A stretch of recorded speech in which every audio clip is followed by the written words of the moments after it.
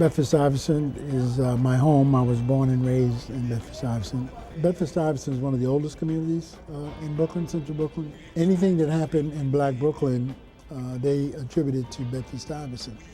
So anytime somebody got shot, somebody got burglarized, God forbid somebody get killed, they would say it happened in Bed-Stuy because they did not know any other boundaries. And as a result of that, over the years, Bedford-Stuyvesant was thought to be a very negative, poverty-stricken, violent-driven kind of community.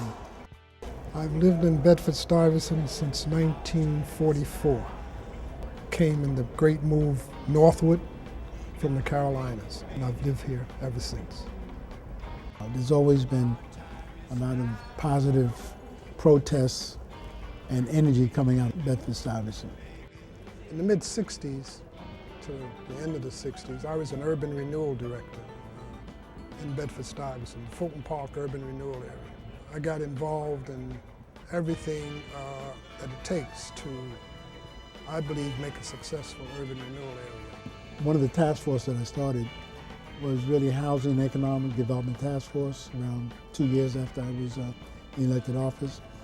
And that was to bring together all the organizations in the community that was involved in development for the most part. And so when they came together and we demanded more response from city government, that any housing development, any economic development should come through the organization. And so the organization then evolved into the Coalition for the Improvement of Bedford-Stuyvesant. Every component of a community, physical redevelopment, social redevelopment, workforce, asset building, all of those components are part of CIBS. In terms of seniors, I serve with a lot of ladies from Bedford-Stuyvesant who were in charge pretty much of our community, the different organizational leadership.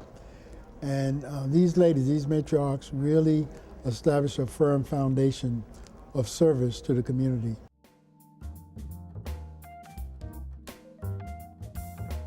My name is Gloria Eastman Boyce. My age is 83 years old. I was brought up in Bed-Stuy in 1937, then I moved out and I came back in 1970. And I've been here ever since. I go to Bridge Street Church right up on the corner. I belong to the Finance Committee. I belong to the Usher Board. I belong to the New York Club.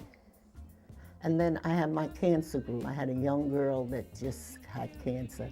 I took her to lunch and talked to her, got her a little job. My mother was one that taught us that you have to give back. You just can't take, you gotta give.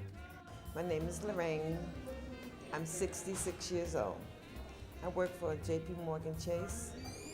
When I started there, it was Morgan Guaranty Trust Company. And I worked there for 27 years. And I had early retirements in 1993. I joined the Y in 2004. I'm a splasher, and we started in the pool with Richard. And from there, the Y started offering other things for us.